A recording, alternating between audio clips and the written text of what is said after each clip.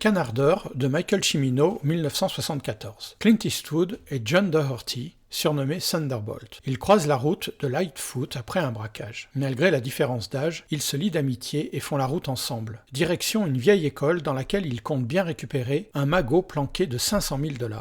Ils sont vite rejoints par un duo de gangsters. Le titre original est Thunderbolt and Lightfoot, les deux surnoms des personnages principaux que l'on pourrait traduire par coup de tonnerre et pied léger. Pour Clint Eastwood, coup de tonnerre vient de sa pratique d'un canon de l'armée pour démolir les coffres-forts. Pour pied léger, c'est plutôt son côté jeune et inexpérimenté que l'on désigne. Mais la grande différence avec le titre français, c'est qu'on évoque un duo alors que seul le personnage de Clint Eastwood est désigné dans le titre français. Le titre trouve aussi son origine dans un film de 1955, Capitaine Mystère, de Douglas Sirk avec Rock Hudson et Jeff Morrow, film cher à Michael Cimino. On nous y narre l'histoire de deux brigands irlandais dont les surnoms sont Thunderbolt et Lightfoot, et Clint Eastwood de s'appeler John Doherty, exactement comme le personnage de Rock Hudson. C'est l'acteur Stanley Kamel qui propose l'histoire à Michael Cimino, qui décide dès sa lecture d'envisager un projet avec Clint Eastwood. Clint Eastwood était prêt pour signer avec son ami Don Siegel pour tuer Charles Vary, mais à la lecture du Michael Cimino, il décide de signer avec lui. C'est finalement Walter Matthau qui tiendra le rôle du Don Siegel.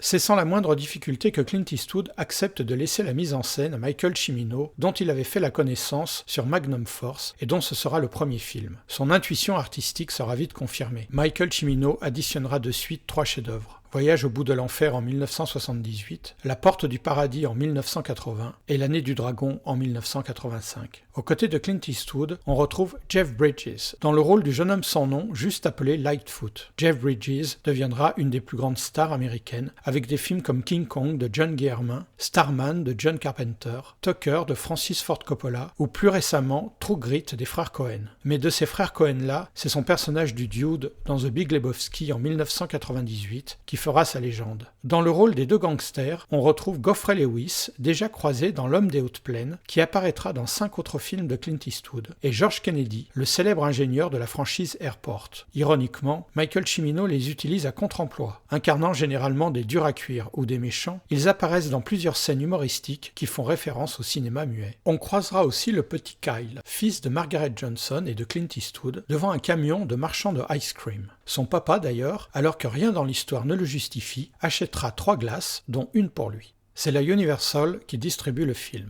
La musique est composée par Dee Barton, déjà à l'origine de la bande originale d'Un frisson dans la nuit et de L'homme des hautes plaines. Mais on retiendra surtout la présence au générique du génial Paul Williams, qui compose et interprète Where Do I Go From Here, la chanson du générique. Ce sont ces magistrales compositions pour Phantom of the Paradise de Brian De Palma qui ont fait sa légende la même année que Le Canardeur. Le tournage a lieu dans le Montana, près de la frontière canadienne, essentiellement dans la Lewis and Clark National Forest. En filmant ces paysages de manière somptueuse, Michael Cimino s'affirme dès son premier film comme maîtrisant totalement le format de l'écran large du cinémascope. Dans ces paysages, le film combine plusieurs genres. Il est à la fois un buddy movie, un road movie, un film policier et un film de casse, confirmant déjà le soin tout particulier apporté par Michael Cimino à la façon dont il filme les paysages naturels. Il évoquera d'ailleurs souvent son admiration pour John Ford et sa façon unique de filmer les paysages. Et Michael Cimino de transformer ce coup d'essai en coup de maître. Ce premier film témoigne déjà du géant du cinéma qu'il deviendra et de son sens artistique très élaboré.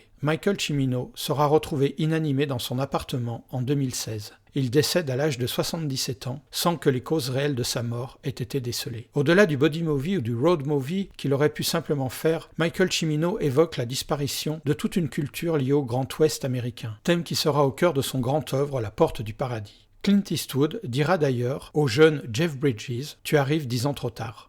Le film se teinte en effet d'une nostalgie évocatrice de la fin du western, déjà dans la première séquence. Un plan d'ensemble sur une petite église isolée dans la campagne. On entend alors un cheval hennir, mais c'est une voiture qui s'approche dans un nuage de poussière. Michael Cimino, conscient de l'évolution de la société américaine, mais qui est aussi l'héritier des anciens comme John Ford ou Anthony Mann, et Clint Eastwood qui participa à la destruction graphique et narrative du western classique américain avec Sergio Leone, étaient donc logiquement prédestinés à travailler ensemble. Ce n'est pas non plus un hasard si 1974, l'année de sortie du film, voit aussi la sortie de Sugarland Express de Steven Spielberg qui évoque les mutations d'une société qui avance trop vite. Cette période de l'Amérique, pleine de contradictions, est aussi évoquée à travers l'amitié que va lier ce vétéran de plus de 40 ans avec un jeune homme fougueux de 20 ans. Le personnage de Clint Eastwood est alors bousculé par l'énergie désinvolte et libératoire de celui incarné par Jeff Bridges. Clint Eastwood, loin d'être l'artiste rigide dans lequel on a voulu l'enfermer, accepte que ses idées reçues soient brutalisées par celles du jeune homme, témoignant de l'ouverture d'esprit dont il fera preuve dans ses futurs personnages. Quant à Michael Cimino, il compare Clint Eastwood et John Wayne, et déclare « Diriger Clint Eastwood me semblait être une gageure, car en 1974, il était la plus grande star du cinéma mondial. J'étais jeune et inexpérimenté. À l'idée d'accepter cette proposition et de diriger quelqu'un de cette envergure et de cette influence, j'ai ressenti beaucoup d'appréhension. Il avait une présence très puissante à l'écran. »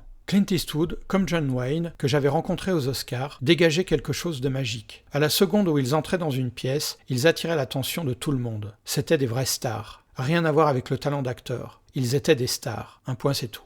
Quant à Clint Eastwood et Jeff Bridges, leur entente fut parfaite. Michael Cimino avait dit à Jeff Bridges « Je t'engage pour que tu fasses rire Clint. Je ne l'ai jamais vu rire dans un film. » Ce fut chose faite, sans aucune difficulté. Le film fut restauré et redistribué en 2011, et ce fut l'occasion d'émouvantes retrouvailles entre les trois artistes. Bon film.